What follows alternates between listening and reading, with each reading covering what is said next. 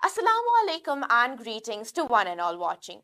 I am Sheenam, a student of grade 9 here at FutureX Learning Parraypora, and today I'm in front of you all as a one-day teacher. The topic I'll be covering today revolves around a man we have all heard of. When I use the word dictator, who's the first person that pops up in your mind? Probably none other than Adolf Hitler himself. But when it comes to Adolf Hitler, most of us don't really know the real story of Hitler. We only know the basic details like his anti-Jew propaganda, the name of the Nazi regime, and his dictatorship. How many of us know the actual story of Hitler? Where did he come from? What was his backstory? And how was the Nazi regime able to rise to power in Germany and start World War II in the first place? Well, that's exactly what we're going to be finding out today. First of all, a lot of you might have the misconception that Adolf Hitler was some government official from the start, but that wasn't the case. In fact, at the age of 16, Hitler dropped out from school. Why did he drop out from school? Because he did not see a career in any of the academic subjects that we know today. Instead, his all-time dream was to become an artist. And for many of the Gen Zers watching, you must have heard the story that Hitler was a failed Austrian painter. Well, that is because he was actually a failed Austrian painter. At the age of 18, Hitler went to Vienna. Vienna was the capital of Austria and still is the capital of Austria. And at this age, he gave an entrance exam to join the art school of Austria and become a painter, which again was his dream. However, he failed. And after that, he had to return back to his home place where again his mother died. And after that, he returned to Austria in order to pursue this career in the arts. But then again, he wasn't able to do so. Why was it? Because, well, let's say his painting was not that good, but obviously his dreams were absolutely crushed. Now, in his early 20s, what happened is that Hitler was completely homeless and had no future for himself. In fact, when he was in his early 20s, he used to be a homeless beggar on the streets. He barely made any money, used to live in homeless shelters, and had no future going on from him. So the question arises, how was a homeless man living in the streets of Austria able to become the dictator of Germany? Well, what happened is that when he was living in Austria, it was a multi-ethnic empire. What is a multi-ethnic empire? Basically, it was the empire where there were many ethnicities living of different religions. And one of these ethnicities were the Jewish people. However, despite being a multi-ethnical empire, Austria was completely intolerant of these Jewish people. In fact, the mayor of Austria at the time was a known anti-Semite and he hated these people. And because Hitler had spent so much time living in Austria, he was inspired by these anti-Jew ideas. In fact, his famous ideology involves a kind of hierarchy. Basically, Hitler believed that at the top of the hierarchy were the Aryan Germans. The Aryan Germans were basically the pure Germans, and Hitler believed that these were the superior races. And the lowest of them all were the Jewish people. Hitler was also a very well-known German nationalist because Hitler was born in an area which was near the Austrian and German border. And many of the people who were living in the area still considered themselves to be Germans because at one point this area of Austria was under the German Confederation. And Hitler was a German nationalist. Along with that, he believed that the reason why Germany was failing in so many things was because of these Jewish people. He blamed almost every wrong thing going on in Germany, from the economical crisis to the social and political crisis, on these Jewish people. And thus, what happened is that he hated the multi-ethnical empire of Austria so much that in his early 20s, he went back to Munich in Germany. Why did he go back to Munich in Germany? Because he wanted to avoid doing military service in Austria. At the time, military service was mandatory for all men of age in Austria, and he did not want to do it in a country full of Jewish people. Hence, he went to Munich in Germany to avoid this military service. But the crazy thing is that when he went to Germany, that was the exact time when World War II broke out. World War I broke out. World War I broke out, all of the men in Germany had to go and join the army. And you must think that since Hitler was avoiding his military service in Austria, he must have hated the fact that he had to join the German army in World War I. Except that wasn't the case. In fact, like I mentioned before, Hitler was a German nationalist. And when the World War I happened, he was fully ready to support Germany and Germany's cause in World War I. Why? Because he thought that by serving in the army, he could finally bring some dignity and honor to his country. In World War I, he was a very infamous soldier. He was brave on the battlefield, loyal to his fellow soldiers, and completely supported the idea that Germany was the most superior nation of all. But what happened is that during his time on the battlefield, he got injured. He faced a leg injury and then he had to go back to Germany while World War I was still going on to recover. And when he went back to Germany to recover, meanwhile World War I was still going on, he discovered something that completely shocked and appalled him. The people of Germany at the time, meaning the common civilians, they were completely anti-war.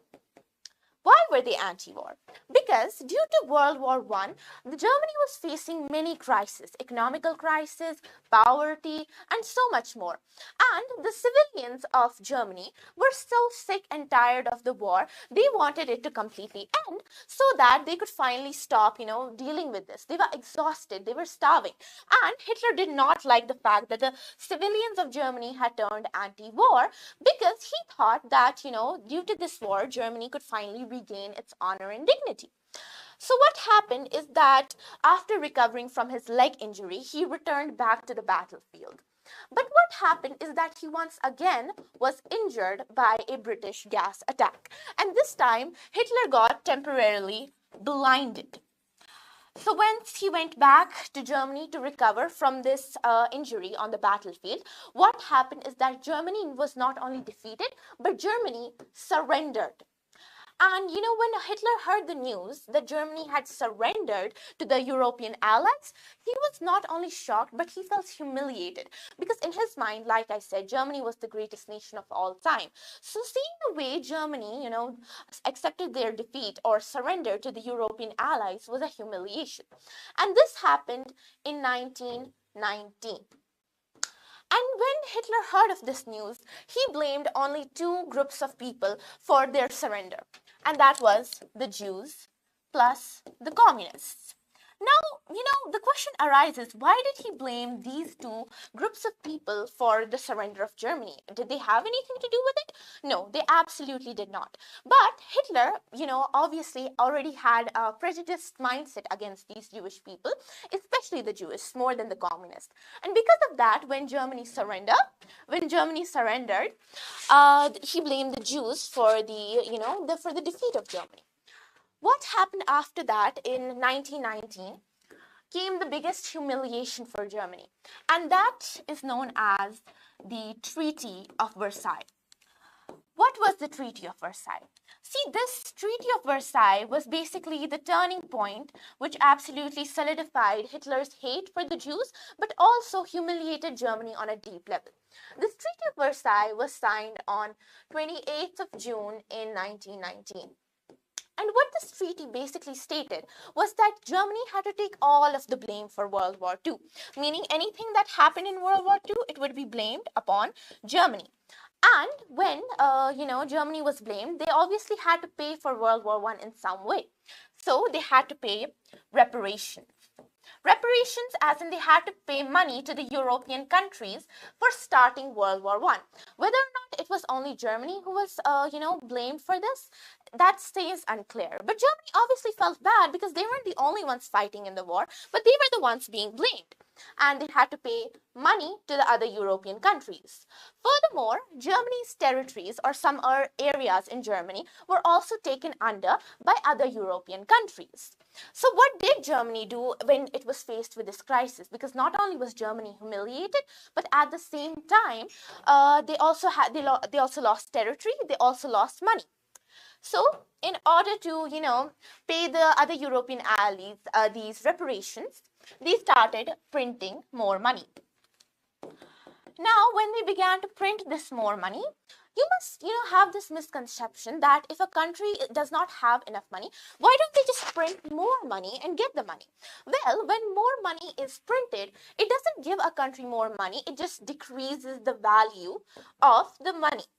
So when Germany started to print more money in order to pay the European allies the reparations that they had to pay, what happened is that the value of German marks declined. So for example, at the beginning in 1919, 1 USD was four marks, 4 German marks. Marks was the currency which was in Germany at the time. So 1 USD was worth 4 German marks.